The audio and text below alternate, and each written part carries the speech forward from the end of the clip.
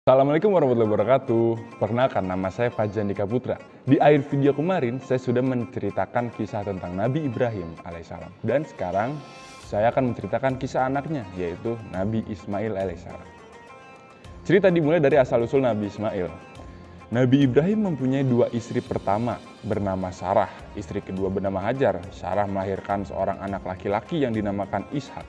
Dan Hajar melahirkan anak yang bernama Ismail. Sarah merasa kurang senang hidup bersama Hajar. Berkali-kali ia minta kepada suaminya agar Hajar dan anaknya pindah saja ke tempat lain. Nabi Ibrahim tidak segera menuruti permintaannya. Barulah setelah menerima perintah Allah, Ibrahim mengajak Hajar dan Ismail pindah ke Mekah. Ismail pada waktu itu ia masih menyusu dan ia terpaksa harus ikut kedua orang tuanya yang menempuh perjalanan jauh, perjalanan yang sangat melelahkan.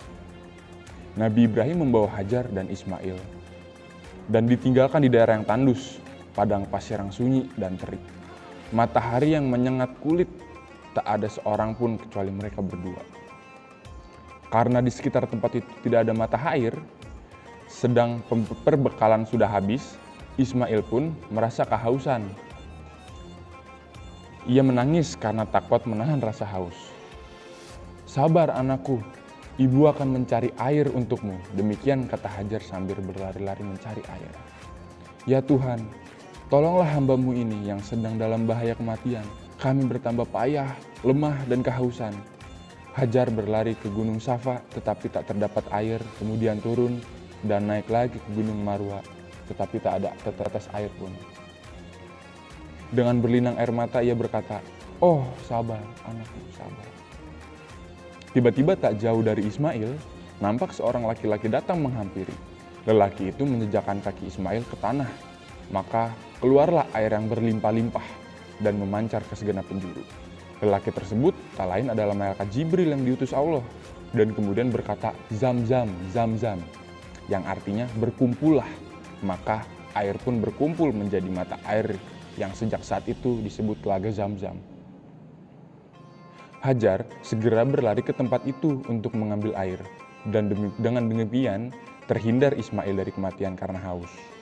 Sebelum Jibril pergi, ia berpesan kepada Hajar, "Hai Hajar, jangan engkau merasa khawatir telaga ini akan kehabisan air.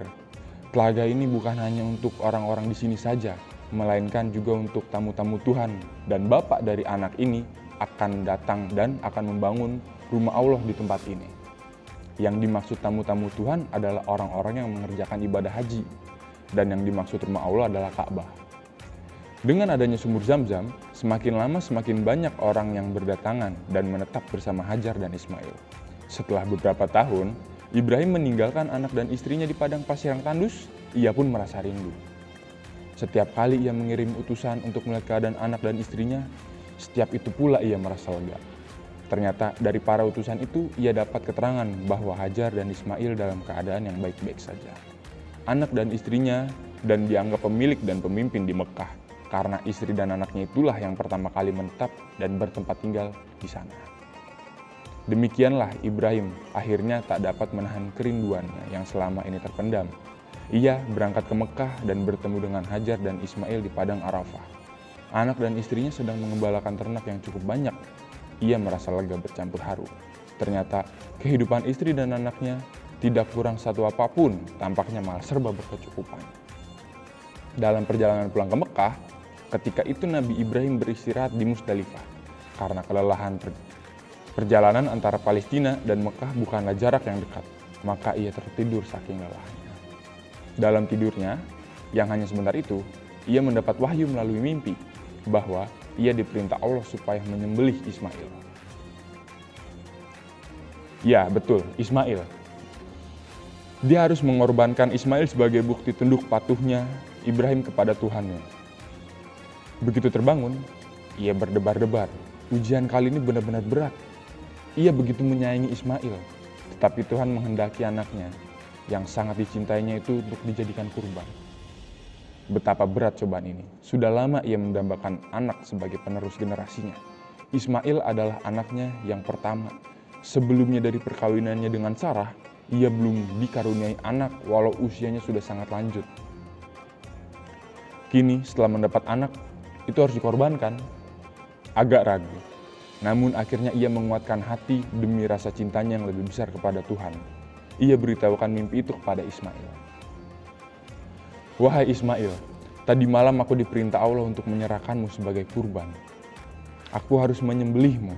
Sekarang, bagaimana pendapatmu, nak? Kata Ibrahim. Wahai ayah, sekiranya itu perintah Allah, maka laksanakanlah apa yang diperintahkan itu, dan aku akan tetap sabar dan ikhlas, jawab Ismail. Dan akhirnya Ismail dibawa ke atas bukit dan wajahnya ditutup kain putih. Pedang sudah disiapkan. Ketika pedang itu berada di atas leher Ismail, hampir menebas lehernya. Tiba-tiba tubuh Ismail diganti dengan seekor kambing yang gemuk. Malaikat Jibril yang melakukannya. Dengan demikian, selamatlah Ismail dari penyembelihan. Allah berfirman kepada Ibrahim, Hai Ibrahim, kau sudah melaksanakan perintahku dengan ikhlas dan sekarang sebagai gantinya aku berikan binatang ternak untuk disembelih. Ini adalah cobaan yang sangat besar bagimu. Peristiwa itu terjadi pada tanggal 10 Zulhijjah di Mina. Hingga sekarang dirayakan umat Islam sebagai hari raya kurban. Umat Islam melaksanakan ibadah haji juga melakukan kurban di Mina sebagai penghormatan atas Nabi Ibrahim. Pada suatu hari, Ibrahim mendapat perintah untuk mendirikan Ka'bah di dekat telaga Zamzam. Diberitahukan hal itu kepada Ismail, maka keduanya sepakat untuk membangun rumah Allah yang akan dipergunakan untuk beribadah. Mereka membangun Ka'bah tersebut dengan tangan-tangan mereka sendiri, diangkutnya batu dan pasir serta bahan-bahan lainnya dengan tenaga yang ada padanya. Setiap usai bekerja, mereka berdoa kepada Allah, Ya Allah, terimalah persembahan kami ini, Engkau maha mendengar dan maha mengetahui. Wahai Tuhan kami, jadikanlah kami berdua orang yang tunduk dan patuh kepada Engkau. Begitu pula anak dan keturunan kami semua menjadi umat yang tunduk dan patuh. Tunjukkanlah kepada kami cara-cara dan tempat-tempat beribadah kami. Dan terimalah taubat kami. Sesungguhnya Engkau maha menerima taubat lagi maha penyayang. Pada saat membangun rumah suci itu, Ibrahim dan Ismail meletakkan sebuah batu besar berwarna hitam mengkilat. Dan sebelum meletakkannya batu itu diciuminya sambil mengelilingi bangunan Ka'bah tersebut.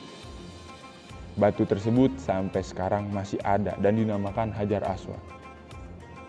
Setelah bangunan itu selesai, Allah mengajarkan kepada Nabi Ibrahim dan Ismail tata cara beribadah menyembah Allah. Tata cara ibadah yang diajarkan kepada Ibrahim dan Ismail inilah yang juga akan diajarkan kepada nabi-nabi dan rasul-rasul yang akan datang hingga Nabi Muhammad SAW. Dan ketika Nabi Ibrahim berumur 90 tahun dan Nabi Ismail berumur 13 tahun, ia mendapat perintah Allah untuk melakukan khitan atau sunat. Khitan ini terus dilakukan oleh nabi-nabi sesudahnya, termasuk ajaran Nabi Isa dan Nabi Muhammad SAW. Dengan khitan, terhindarlah seorang dari penyakit kelamin. Dan sekian cerita dari saya tentang kisah Nabi Ismail. Nantikan kisah-kisah selanjutnya hanya di channel YouTube ini.